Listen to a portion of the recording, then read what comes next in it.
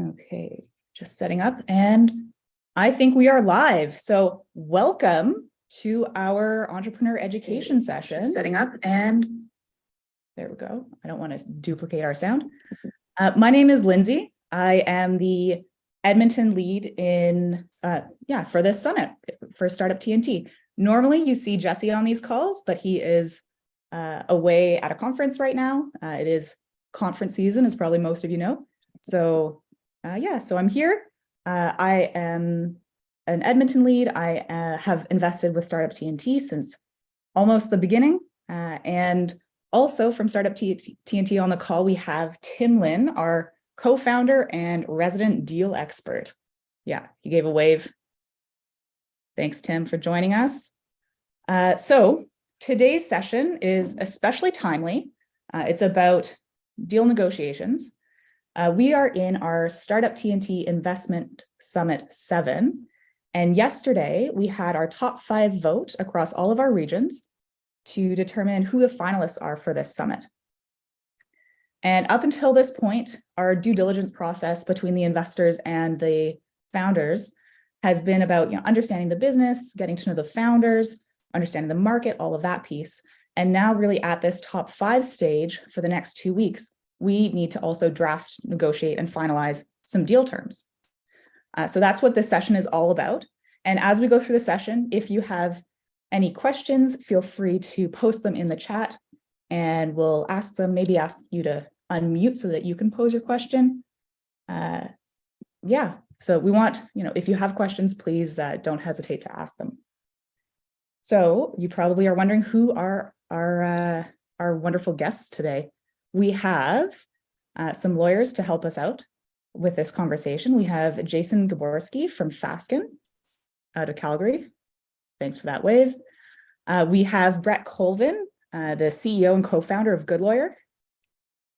Thank you. And we have Lisa Tan, also at GoodLawyer. Okay. I want to jump into things. So I'm going to pass it to each of you to give some short introductions and also let us know about why and how you support early stage startups. So I will start with Jason. Yeah, thanks, Lindsay, and thank you everyone for joining today. So as she mentioned, my name is Jason Gaborski. I'm a lawyer with Fasken. I co-lead the Emerging Technologies Practice Group along with my colleague Brad Schneider. And we're responsible for the Alberta region, which kind of also extends into the prairies, Saskatchewan, Manitoba as well. So my background, I've been practicing since 2008. I graduated, so I guess called in 2009. So 14 years now of being a lawyer and 15 years practicing law. And historically, I had I've done everything. Started out with some oil and gas. Mining, sort of traditional industries like that, transportation, and always kind of had a small amount of technology companies that I supported, and then over the last handful of years have pivoted more towards the emerging technology group as our economy here is in a bit of transition, and it's really a great growth area. So how we support early stage companies here is we have a program that we offer where smaller startups are able to kind of join and have access to a lot of our standard precedents and things like that. We have a relatively large group here that encompasses everything from employment to litigation, real estate. We have kind of key relationships in those departments. And Fasken, nationally has done extremely well in the emerging tech space. Our Vancouver office has, been sort of leading that market for since about 2000, and our Montreal market as well. And then of course our Toronto market is a little bit newer, but it's in huge growth mode. And so, we support these industries both because it's obviously good business, but also we kind of believe in the space. It's a lot of fun. It really, it's a lot more engaging with your clients. You get to know them a lot better because you're often dealing with, founders who are extremely passionate about their ideas and their business. And that's something as lawyers that really can motivate us to want to be in that space is working with people who love what they do. And so it kind of makes our job a little bit easier that way. Awesome. Thank you. Over to you for your introduction. Thanks, Lindsay. Great to be here today. Excited to get a chance to talk to a lot of the founders on the call. My name is Brett. I'm one of the co-founders and CEO of GoodLawyer. I actually started my career at one of the big national law firms, and ultimately stepped away and founded GoodLawyer because it felt like the billable hour model that I was offering at the national firm just didn't quite fit with the stage of those early stage founders. Capital raising being sort of a key moment early in the life cycle. And I'm also here, I guess, with my founder hat on, having raised 3 rounds over the course of GoodLawyer's history, over $3 million. And I had the pleasure of papering the majority of those transactions. So excited to be here today. And Lisa, great to see you too. Thanks, Brett, for joining us. Lisa, over to you. Awesome. Thanks so much for inviting me. Basically, I've sort of been helping non-tech and tech investors, startups for almost a decade now. I'm also a strategic advisor for GoodLawyer. I have worn many hats at GoodLawyer. I've been a lawyer, a customer, and now a strategic advisor. I'm also a general counsel for a technology integrator in Canada. Throughout this call, I'm going to be primarily helping with, discussing how to negotiate deals to sort of help you raise revenue and we'll let everyone else talk about investment, but I'm excited to be offering the perspective on revenue generation. Pretty important when it comes to raising capital too, Lisa. Yeah. Yes, it is. It is something that we look for as investors, how that growth and those sales are happening in the companies. So I want to just start off, I know a lot of founders often have the question of, why and when do I need to bring in a lawyer? We know that lawyers can be expensive. So Lisa, you have a wealth of experience in this area. How can a client most effectively use legal resources in a negotiation? So I generally find that having lawyers in the room, unless all of you guys founders must know this, lawyers are scary to most people. And if you have a lawyer on your side and the other side does not have a lawyer on their side, bringing a lawyer in can kind of like tank discussion. So in those cases, as you guys all probably intuitively know, it's probably best to keep the lawyer in the background and have them help you ghostwrite. Using lawyers effectively in terms of like legal resources, the best thing to do on a small budget would be to involve the lawyers at the beginning and at the end. I know usually people are strapped for cash, so like, you know what, I'm only gonna be using a lawyer at the very end. That can actually increase costs. So it's best to, I'm gonna sort of plug GoodLawyer here, book an advice session with GoodLawyer first, talk about the overall framework of how you're gonna approach negotiations, and then, get them to revise the contract or create the contract at the very end. If you have a bigger legal budget, here's the ideal solution. I would say that, one of my mentors in my past gave me this great idea of asking the lawyer to categorize the most important things, very critical, like the things that you would walk away from the deal from, like just a list of that, the nice to haves, and then the not importance.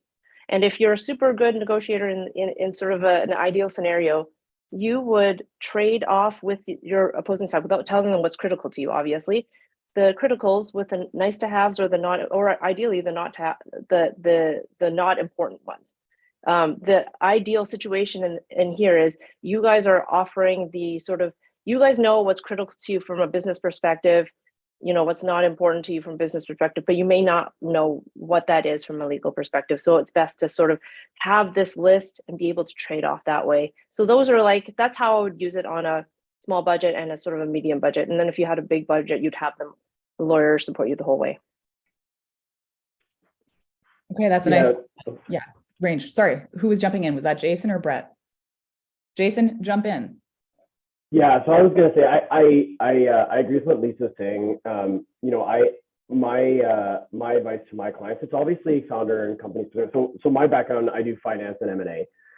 And so, when you're negotiating a term sheet or financing with a VC or private equity or just any investor for that matter, we recommend that you get your lawyers involved at the term sheet stage. So once you sort of receive, you can have a lot of informal discussion with the potential funding parties, kind of get an idea of general terms.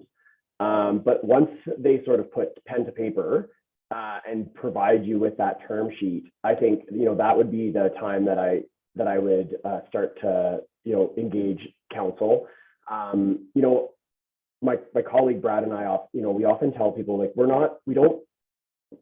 it's not our business to sort of nickel and dime our startup clients. Like if you phone us for a 10 or 15-minute call, we're not always going to just bill, because that's not necessarily where, that's not effective for you.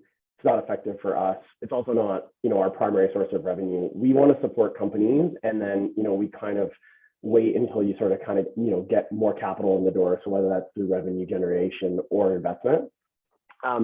So, having an initial conversation with us is really helpful. And then once you get the term sheet, then, you really should start engaging. And we would, depending on the sophistication of the party, whether they have counsel, we would either start interfacing directly, or we would operate in the background. Because I think, as Lisa mentioned, like a lot of times if you start bringing lawyers in, then they lawyer up, and the next thing you know, something that you think you can get done pretty quickly can take a long time, depending on how reasonable the parties can be. So, it'll save you a lot in the end. It's hard to walk back certain key terms that you may agree to. I mean, yes, it's a term sheet, so until you sign it or until you sign your definitives, you're not fully locked in. But it does a lot to hurt your credibility if you agree to a board seat and then you talk to your lawyer, they're like, oh, no, you don't want to do that. Like, or here's how we're going to structure this. And you have to walk it back. It can be really tough. So it's always a good idea to run it by your counsel first before you sort of before you start agreeing to things in writing. Yeah, I got one thing maybe to add to that. Largely aligned with what Jason and Lisa are saying. I guess the one additional piece I would say is I had the benefit, as a founder with a legal background, having worked at the big national firm. So I was able to, I think, wrap my head around some of the investment terms in particular in those early days more than your average founder, because that's what I had been doing for the past 5 years.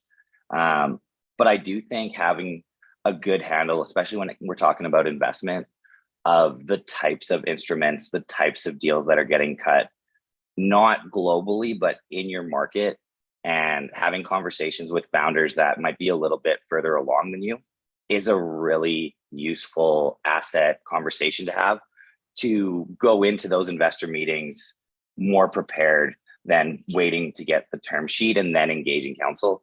I definitely think you should engage counsel when you have a term sheet in front of you, but I also think that having sort of a strategic overview of what deals are a possibility and what aren't and what makes sense. And I think a lot of that can come from founders. We're a proud portfolio company of Startup T&T, and I'm talking to folks in that world all the time. And I do think talking to a founder who's just done it, a little bit prior to you going through that same process can be really valuable, in addition to making sure you have a good lawyer on standby. Yeah, definitely learning from people who have gone through the process before is a huge benefit.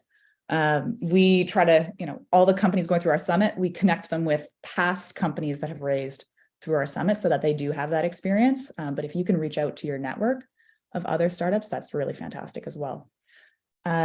Something, Brett, you've alluded to this, and then Jason as well. There are different types of deals in the startup investment world, and there's also a lot of different terms. So Jason, maybe can you go through like what the different types of deals are and what are some, benefits or drawbacks to each of them? Yeah, certainly. So, obviously there's a ton of different permutations and combinations of deals, but the sort of three key ones are SAFE, convertible notes, or sort of just doing a straight price round. So a SAFE is a simple agreement for future equity. I'm sure you've heard about that a lot. It's essentially a instrument that gets money in the door with an obligation or an option type thing to issue equity in the future. So I know that's a very common way to raise money. It's very big in more like in Silicon Valley in our Vancouver office, Toronto, like they are used, not exclusively, but most of the time for the deals. The advantage to something like a SAFE is they're quick and easy. You don't spend a bunch of time negotiating a whole lot of terms, specifically investor rights. So whether that's, part of your USA or anything, because you're actually not issuing stock. You're just issuing like effectively what amounts to a type of option. And there's usually a valuation cap on that, which essentially says, we're going to give you a certain percentage of our company, is how they play out. And I can, walk through them all, but essentially you take a $500,000 investment in your company, and you'd say, okay, and it has a $5 million valuation cap. And what that essentially means is that if your valuation ends up being higher than $5 million when you go to do your price round, that SAFE gets capped at 5 million. So you're essentially giving them what amounts to 10% of your company, 500,000 over $5 million. And so if your valuation is $10 million, you're essentially giving them $1 million worth of equity for $500,000. So that can be a drawback. It kind of requires you to keep a bit of a better eye on what you think your valuation is and when you go to market. Investors like them because it kind of forces you to go out and do a price round and not just sit on the SAFE for a really long time. Other SAFEs have what amounts to like a discount. So and those are becoming less common, but it's a situation where you would say, we'll give you $500,000, and then when you go to do your Series A, we want a 15 or 20% discount to whatever you're selling at. So they end up getting more equity. Those ones are less advantageous to investors because you kind of at least know like what the premium you're getting is, as opposed to with a valuation cap SAFE where you could end up giving them a lot more than you sort of bargained for. A convertible note operates in a very similar way to a SAFE. It's a debt instrument that's convertible to equity. Investors typically like those because they can say that they own something, like it's debt. They can kind of, like a SAFE is just sort of an idea. It doesn't really have a lot of rights. I mean, if you end up, if things don't come to fruition, you're in an equity type position. Doesn't really help. That being said, a convertible note, I had this discussion yesterday at Adventures with somebody, and I said, the convertible note's nice. I mean, it's debt, and if you can get a low or 0% interest rate, it effectively amounts to a SAFE. Investors apparently like them because they feel like they're getting debt, and at least they're higher on the priority chain. But I think practically speaking, if your startup ends up running into economic trouble and you are either bankrupt or insolvent and can't pay your debt, I don't think personally that your convertible note is going to yield you as an investor much more money like out of the company. It's essentially out of cash than a SAFE. So, I think a bit of that is educating the market. And then of course your price round is something that I know a lot of people are keen on because it kind of gives you an exact amount of percentage of your company that you're giving away. But the downside to that is there's more diligence.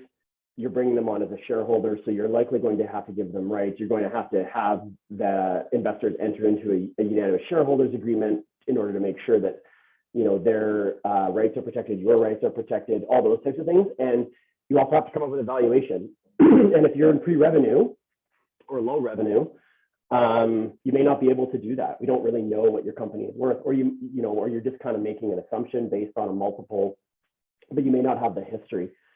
So, the downside to an investor is that you're essentially issuing equity at a low price point because you probably don't have a lot of value in the company yet, other than the intellectual property. Excuse me. Sorry, I just had a pop up here that kind of distracted me there. But with the price round, the advantage is, again, everybody knows what they're getting. And you know what? Long-term investors really like those. People who want to be part of your business, who want to mentor you, those types of things, they really are into the price round model because they are now like part of making you great. They're not just a passive investment, but they're sort of more involved in the process. And so depending on who you decide to bring in, if that's what you want, then that may be the best model. It just takes longer and costs more money to put together than the other two deals. Okay, thanks, Jason. Tim, we've done over 70 deals at Startup TNT. How do you find that most deals are safe notes, convertible, priced rounds? What are you seeing? Like, why do we get that breakdown that we do? Adrian has the majority of the data, but like off the top of my head, I'd probably say that like 60-ish% are safes, and then like probably 10 or 15% are convertible notes, and the remainder are either common or pref shares. Pref probably being like 1 or 2. Like it's when the deals are like quite large, because as Jason was sort of alluding to, they're more expensive to put together, because a safe or convertible note is a document, whereas like pulling together all of the stuff for a common or pref share deal is like quite significant. And a pref share deal means you also have to amend your articles and like do actual stuff. And the diligence, like I was suggesting in the chat, is like significantly higher. You have to actually know how many shares are outstanding and to whom in order to come up with an actual number of shares that you're going to be getting, and then what the plan is from the founder's side. And so a safe or convertible note, if you're raising, generally a safe, because the difference, as Jason alluded to, is pretty much just an interest rate. That's been something that's really easy to get across the line. And so it's been what we generally do and see, especially for deals that are less than like $1.5 million. Yeah, Tim, and I actually got a question on that. Do you find, like, when Startup TNT, and obviously we went through this process and we did a price round with you guys, but when you finish a summit and you guys are making investments, in this case under a safe into the new portfolio companies, is there the expectation most of the time that there's going to be a priced round in the near future? When you say near future, what do you mean? Well, I mean, the safe was, concocted in YC, where you're getting attacked by investors effectively after you come out of that program. And, there's typically a very short time horizon between the first safe, and maybe there's a few of them sort of building on each other, to the priced round. And so when you guys are investing on a safe, are you envisioning that there's going to be a priced round in the next 6 months, in the next year, or it could be years away? Yes, I mean, not all safes are equal, as you're obviously well familiar. And so just to like explain it to the folks that aren't the lawyers sitting around the table, there's like, you can have pre-money, post-money, you can have with a cap, you can have without a cap, and pre-money, post-money are referring to that cap that we sort of were alluding to a little bit earlier. The one that, the OG sort of YC safe was a discount to the next round that Jason was talking about a little bit, and the standard number there was like a 20% discount to the next round. And so if you were to go out and raise, you're in YC, you're on stage, you have people that are in the audience and they're like with their checkbooks, like, I just let me into your round, and then when you actually raise your round in like 4 weeks, then you'll just give me a little bit of a discount. Then like, you get a 20% discount, you raise it $1 a share, and you're giving them shares for 80 cents a share, and it all converts and life's good. The issue with that, of course, is that, the investor has, they're taking the bet that you're actually going to go out and raise the round pretty much immediately, because that discount isn't it's not time weighted. It doesn't like compound properly. And so what generally, we've done one uncapped safe, and that was in our first summit. And since then, we've never done one because the economics don't work out. But if you have capped safes, they're essentially a pref share without all of the share shit that you have to do. Because it's a 1x non-participating liquidation preference share that converts into pref shares. It's pref just without all the extra stuff. And so it ends up working out quite well. It's just a function of like, I don't know, there's a bunch of conflicting opinions on how safes are good or bad or whatever. And it's sort of like, it's like the lawyery version. It's like the startup lawyer version of like the nuclear energy conversation. There's like a bajillion very strong opinions about it. And it's like, okay, well, if you know how to use it, it's good and safe. And then if you just like fuck around with it, it'll blow everything up. So like, pick it. Well, yeah. And I think you totally hit it on the head there, where it's effectively a pref that you can kick out a bunch of the, deep diligence and, like you said, the USA and that kind of thing. But and I was actually chatting with Zach Storms about this yesterday at Adventures.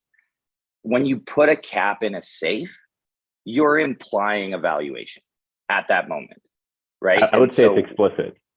Yeah, it's like not technically the valuation, but you're certainly implying a valuation. And if you don't hit or exceed that number when you price the round, that's when there's this distortion where the investor ends up taking a bigger piece of a company that is less successful than they anticipate.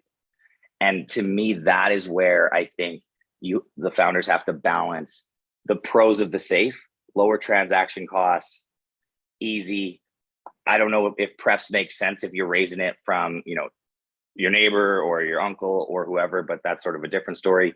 Transaction costs certainly get reduced, but you are pegging a valuation. And that seems to be one of the number one sort of reasons I see founders, wanting to use a safe without really fully understanding it, because they're like, I don't know how to value the company. I'm going to kick that down the road, but really you're not. Yeah, no, the valuation conversation's happening at the time of that. And like, yeah, it's and the capitalization definition, it's not the same as, the capitalization definition that's in the safe is the difference between a pre and a post, which aren't two binary things. There's a myriad of ways to skin that cat. And so just knowing how the tool works is super important when you're having that conversation. So yeah, I think it's really important who your investors, like, I think one thing that the safe does afford you, just so founders are aware, like, or even a convertible note, you're not dealing with you're typically, I mean, I shouldn't speak for what kind of rights everybody gets, but unless you're the lead order, we typically don't recommend giving like a full suite of like participation or like what we call preemptive rights on the next rounds or anything like that always. So the advantage there is if you need to move and get capital quickly, you can do that without having to go back to the same group. Whereas if you're negotiating like a USA, because you're doing equity, they're going to have preemptive rights typically for most shareholders, if not all shareholders. And that can slow down your capital raising process. So if you feel like we're going to go to market 3 or 4 times in the next year, and we want to be able to do that quickly, and then in a year we'll know where we stand, and then we could do a full blown out USA with all the bells and whistles, then I think it's a really useful tool. If you found a investor who is like, hey, we really like your business, we're in here for the long haul, we want to be part of your success going forward, and we're going to be there to capitalize you if you continue to grow, then you might be totally fine using a priced round, because you kind of know where your money is and you know who your partners are. But if you're just kind of taking a whole bunch of money in and you're not 100% sure, I mean, you obviously want to always know who you're getting in business with, but you're not necessarily sure how it's all going to kind of play out in the end. A safe can be advantageous because it gets the money in quick and allows you to focus on your business without getting bogged down in transaction work. But I don't know if you agree, Tim or Brett. Yeah, I mean, I think that's pretty fair. Sorry, Lindsay, go ahead. Yeah, we got a comment in the chat asking about what a pref is. So it's a preferred share, but I think there's some other terms that have come up.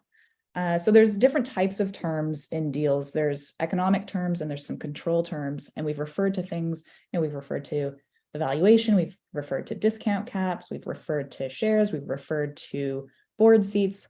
Can we have a little conversation around like what are the key economic terms to think about? What are the key control terms to think about? And how you can, this is a conversation around negotiating deals. How can you use those two to try to negotiate your deal? Yeah, sure. So economic terms, obviously price. Everybody loves price. Valuation is obviously the big one, right? Because that's going to drive your price point. But in terms of economics, like for me, so a preferred share is essentially it's higher on your cap table in terms of what we call liquidation preference, which essentially just means that when you go to sell your business, in practical terms, when you sell your business, they get paid first. So they get their money and then you get yours after. And if everything's successful, everybody gets super like rich. But if not, you're essentially getting behind your investors. Your investors are the first ones to get paid. And that's common. I don't see, I mean, sometimes I've seen investors come in on commons, but that's not something that most of them want. They want that preferred share.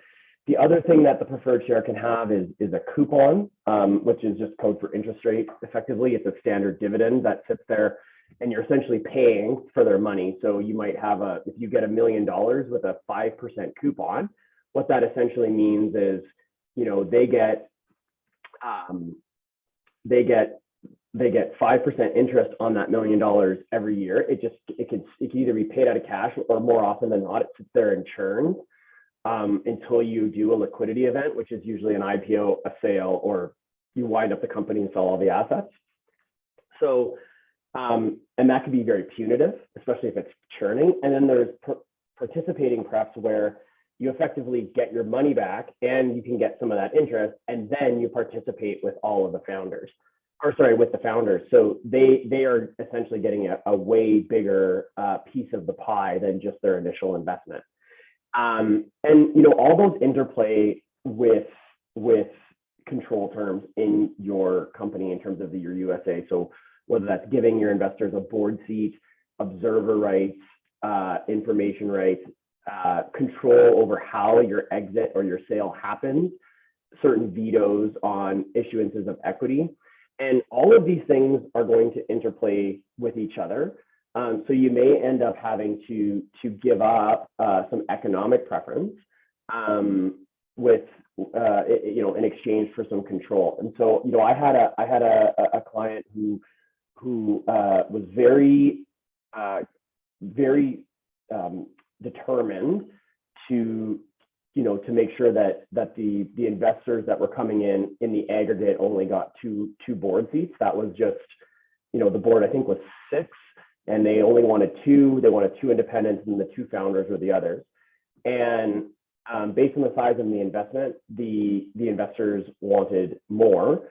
And in the end, they just ended up paying for it effectively. They gave better economic terms to the investors for less control over their board. And we advise on that, right? And every founder is going to be different as to what they want. Because if you want to have control over what happens with your company or your exit process, and that's more important to you than a little bit more money or a little bit less ownership, then, that's what we're going to facilitate for you. And that's why it's really good to have, what lawyers can often do, because we do see a lot of deals and we do kind of understand the interplay. I may not be able to value your company because I can't crunch those numbers, but I can kind of explain to you, if you trade off a little bit of this, I could probably get you this over here. Lisa, you have any thoughts on control versus economics? I would say that people, when negotiating, don't overestimate the value of money. There are things in life that are more important than money. And it's very important to know what is driving a person to negotiate with you. So to that extent, if someone is motivated by money, that, you're going to be negotiating on price, but maybe you can trade price off for control if that's really what they want, and, really push. But maybe there's something completely different going on in the background. And the more information you know about what will motivate that person, maybe it's prestige, maybe it's something else, maybe it's something completely different. Someone once told me, everyone's motivated by the 7 deadly sins. I don't know if this is true or not, but that is a way to start in terms of being creative about if money is a stickler, what else could you give? Yeah, Lisa, do you have examples of how you've managed those sorts of negotiations, even kind of on the side of revenue contracts or other contracts that you're working with? Yeah, so if I were to say in terms of maximizing your negotiating power in any sort of deal with customers, let's say, I would say that I would divide it into, let's say if let's just talk about money purposes. So we're talking about small revenue, customers that have a small per purchase amount. You sort of deal with that primarily in a master services agreement, or my more preferred method of dealing with that would be a terms of service. I can't tell you how many founders I've talked to that are like, you know what, I'm going to use a terms of service generator. The reason I would stay away from that simply is, do you want an AI to create the framework for how you deal with your customers? Probably you wouldn't. If you have an amazing terms of service, your customer service problems will likely reduce by a lot, because your customer service, you can always refer to like, sorry, these are our terms. And you could keep referring to that because you've created an excellent terms of service. And that's where the value of investing in a good terms of service is. You will see your customer service expenses fall as a result of having invested in a good terms of service, and not allowing an AI generator to make that for you. Every business is different. I would never generate an AI and say that that template would apply to every business, because you guys, everyone has a different policy on how they deal with each customer. Now, those are for like your small, your average customers, okay? When we're talking about big customers, it goes back to what I was talking about before, which is, you know, definitely involve a lawyer at the very beginning so you know what's important, and then involve them at the end. You know, one of the things with involving someone at the very end is that you've already talked through a lot of the big issues, and then when you get to the end, you decide, you figure out there's something that's really big. It's really hard to back out of it. Now, if we're going to be like a little bit creative, going back to like what I said about the 7 deadly sins and what else could be motivating someone, let's say you're talking to a big customer or a big vendor even, and you simply do not have the resources and you cannot, it's a David versus Goliath sort of situation. There are things that you can trade. For example, you know, sometimes bigger customers could care more about promotion, about users, something that's not like that money. And in those cases, you could think about more of, if it works for the situation, you could think about like a partnership situation, commission situation, joint promotion, paid partnership, something that, or a barter situation. These are situations in which a lawyer is even more important. Like with a straight money sort of deal, there are times, and I obviously as a lawyer, I wouldn't advocate for it. Those are, if you had to choose, a straight money exchange sort of situation can be taken care of through an invoice, though it's not preferable, but something that's more like an affiliate or commission based or a barter situation should be taken care of by a lawyer, or at least have some legal advice on it, because they can get really messy because, you know, we don't have a straight money sort of exchange. Awesome. Thanks, Lisa. We had, in response to what you're saying, we have a question come up in the chat from Brett Fleming. Brett, do you want to come off mute and just tell us your question? Well, yeah, I just want to know what the pluses and minuses are. I mean, revenue share seems to be pretty easy. You just basically make your deal based on the revenue that you bring in. What are the minuses of doing something like a profit share contract? Is it, That's a really, is it opening your books at, you know, at the end of each year, and there, it would seem to me that there'd be more legal fees with that and that kind of thing. I totally agree with you. I still think that you would still need to get a lawyer for both sides just because of the share part of it. There are different ways of defining what revenue is. I know that it sounds pretty straightforward, but choosing the right framework and deciding what revenue actually is can be actually a dispute in many cases. So even at least getting someone to look at the definition of revenue is really important, but ideally you get someone to look that over. But I feel very strongly, as you do, about the revenue versus profit. So for example, revenues, you're just really primarily talking about the numbers plus, like, you know, the duration and what the definition of revenue is.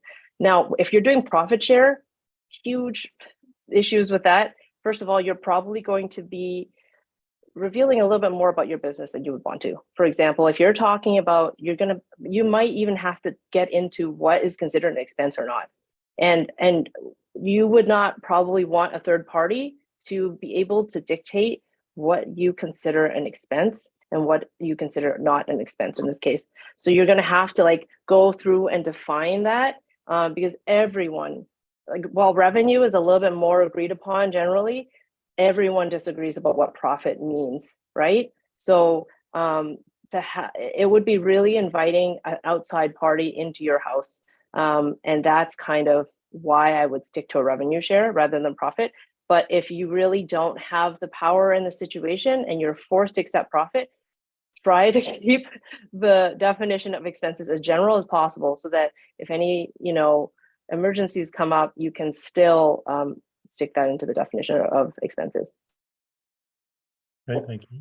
One thing I'll just kind of add to that, because it kind of dovetails a little bit on the information rights side of USAs, but it would apply to Lisa's situation as well. And I think it's really important when you're negotiating information rights. Typical information rights in a USA, you'll likely give some audited financials to your investors.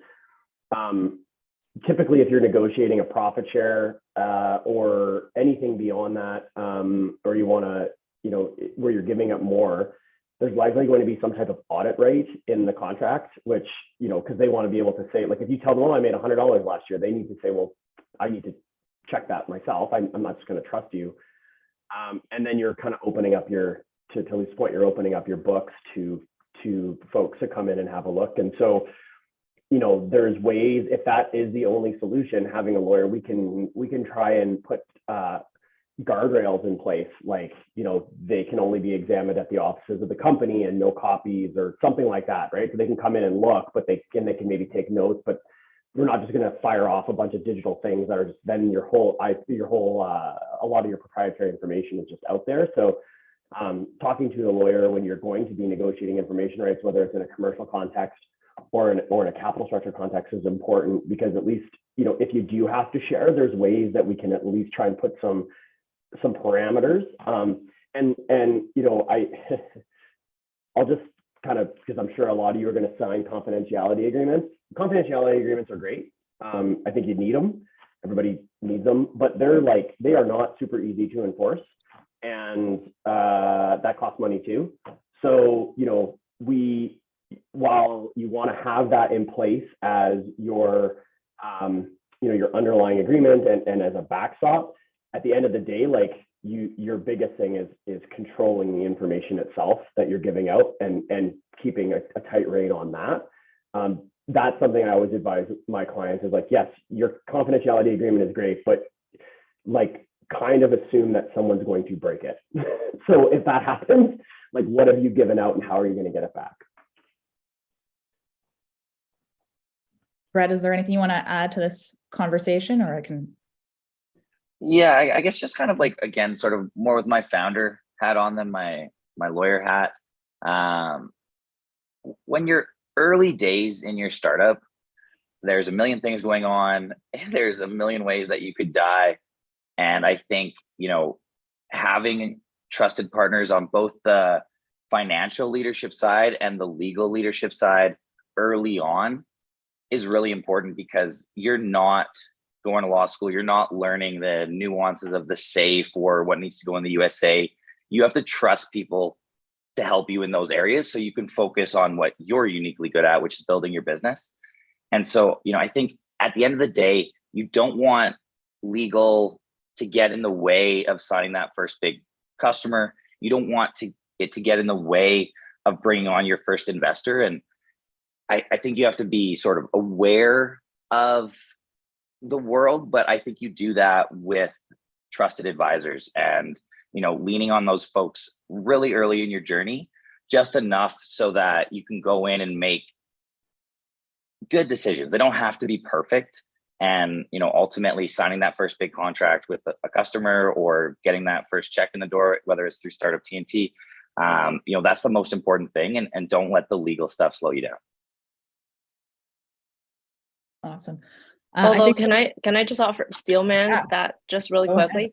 The downsides of not using a lawyer don't show up right away. They show up 3 years later. So, the downside of people often don't get lawyers right away because they think, oh, well, I did this last week and it was fine. Or, I did this a month ago and it was fine and nothing happened. It's because nothing's going to happen for 3 years. And the legal stuff that you implement now is you preparing to help yourself in 3 years. And in 3 years, you'll come back I wish I had done this properly. And now my expenses and costs have gone up 7-fold. But I totally agree with Brett in that you should be careful about what you use legal on and don't, overspend the budget. But, having the trusted advisor to tell you what to spend it on is also a trusted advisor. Yeah, and if I can jump in, Lisa, I actually agree with everything both what Brett and Lisa have said, which is I think why it's a really good idea to be thoughtful about the counsel that you're picking. So using counsel who have experience in the area or experience in negotiating transactions can actually, one of the things that often comes up is cost, right? Lawyers are expensive. And so you may be inclined to use perhaps less expensive counsel, but they may not be as familiar with it. To Brett's point, they could maybe get in the way because they don't understand like what is or isn't important. When you see a lot of deals, like I know Brett and I have had conversations before, they've done a lot of transactions, our firm's done a lot of transactions too. I can look at a term sheet and say like, these are the 4 things that you really need to focus on based on what I'm looking at here. Let's talk about those, and the rest is kind of noise. And so, in doing that, you can actually, we can actually try and get out of the way. That's why picking your counsel is super important, and not just using, if you had a buddy or a guy or a person who's helped you with other legal things, if they're not necessarily in the space, they can get in the way because they get bogged down in details that do matter.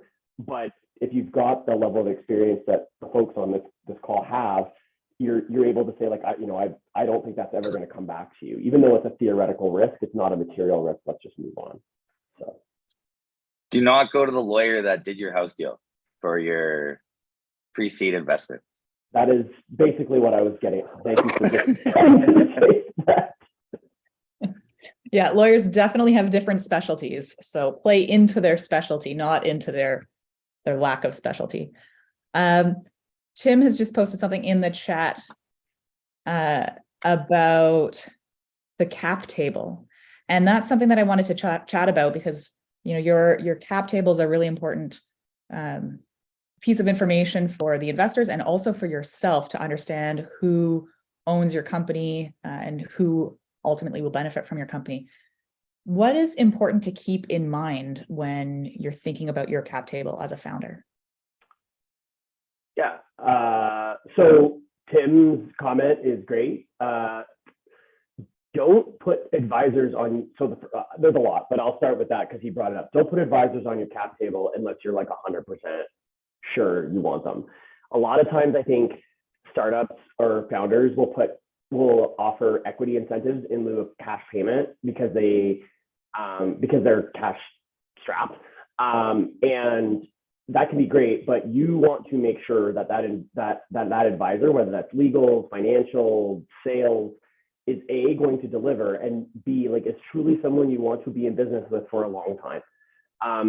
Shareholders have rights, regardless of whether you try to carve them out of things or if they're, another one, I had a panel last week and someone's like, well, what if we just give them non-voting shares?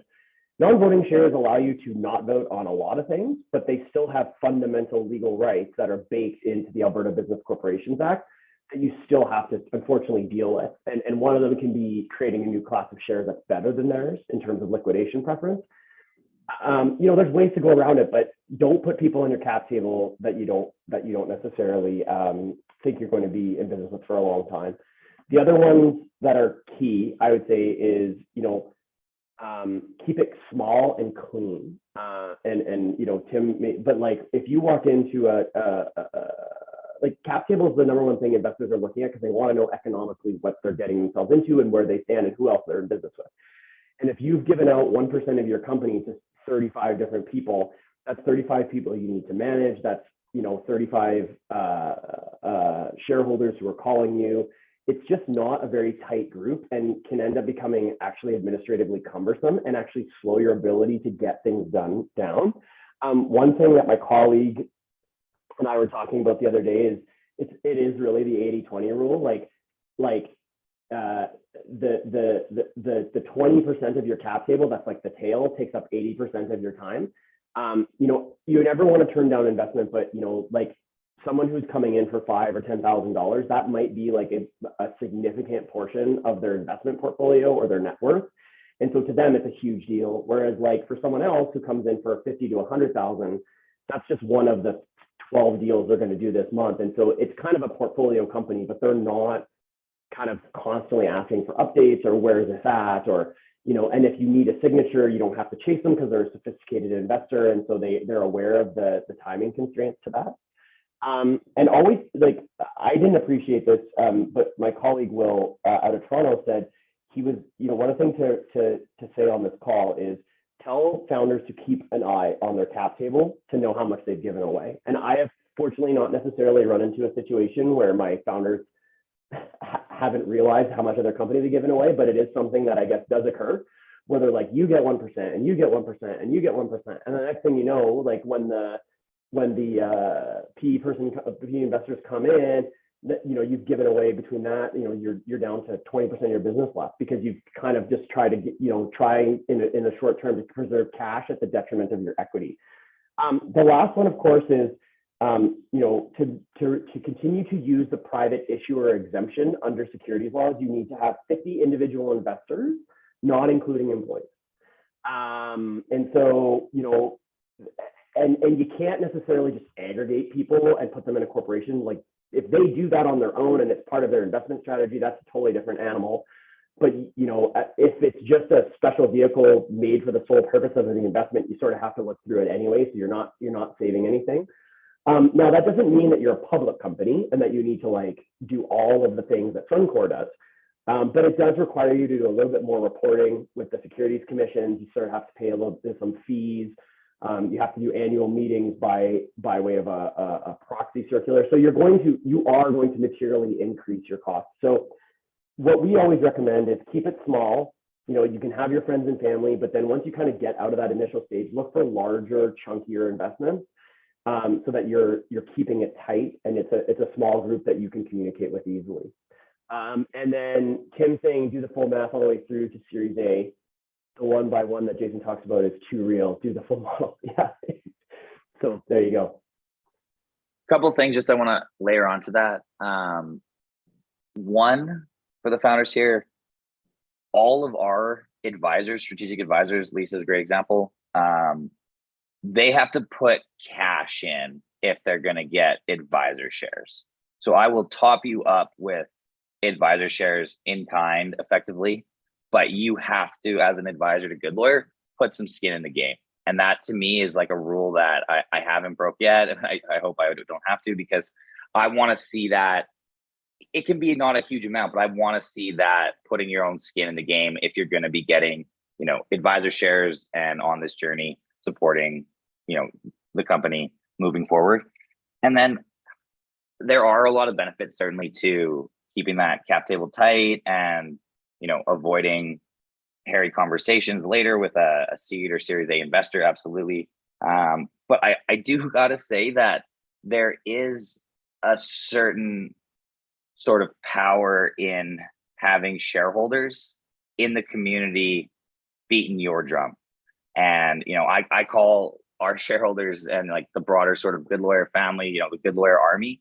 And that has been a driver of our brand, of our name recognition, and, you know, of ultimately our revenue. So there's a lot of things to weigh. I think, you know, ultimately in these early days, cash in the door, especially in this environment, is great. I think the fact that you're all here going through the Startup TNT Summit is a fantastic first or maybe second step if you've already raised some capital. But bringing the right people onto the bus ultimately is the name of the game. And, you know, legal is going to create this, you know, sort of box around those relationships. But ultimately, you got to know, you know, who you're going to be getting in bed with when you're bringing on investors, and they're going to be with you for a really, really long time. Yeah, it is really about that relationship with your investors, because when you're investing at the angel stage, pre-seed, seed, you're investing early on with the understanding that it's going to be, you know, 5-7 years, maybe more, working with that business, working with those people until, you know, you may see a return. And so that those relationships really matter, and you do want those champions in your community. And if I could just bring up something a little bit unconventional, but it ties back to Brett Fleming's comment earlier. I've actually seen a lot of early stage companies do profit sharing arrangements instead of cash. And those are basically in sort of informal, non-equity, stakeholders of your company. And well, I mean, if you do a revenue, and what I mean by that is that when these things happen, it's often done through a handshake or some sort of email. It's like, yeah, I'll give you this percentage of revenues. You don't define it, and it ends up being a revenue sharing arrangement, profit sharing arrangement into perpetuity until something terrible happens and you end up in a lawsuit. So I'm just saying, this profit sharing sounds like a good idea at the very beginning instead of cash, but it can turn into a horrible situation when there is no end date, and now there's this other person who's not on the cap table that is sort of a pseudo shareholder. Yeah, And I'll just throw it in there too. Common shares are very clean. We can fight about that on another call, Brad. Lindsay, the one thing I don't know if we really got into, but I'd be remiss if I didn't remiss if I didn't address it just quickly with the group, because it is something that I try and we did touch on it a little bit, but I do want to say to this group, like, don't just fixate on one deal term and specifically valuation. I know that is a very sexy thing to talk about. Everybody wants a high valuation or a low, like everything kind of revolves around your valuation, or at least I wouldn't say everything, but that is a very significant thing that founders typically get fixated on. And I think it's important that you understand that it is just one sort of term in your overall structure. And so there's a couple of things. You want your valuation to almost tell a story, right?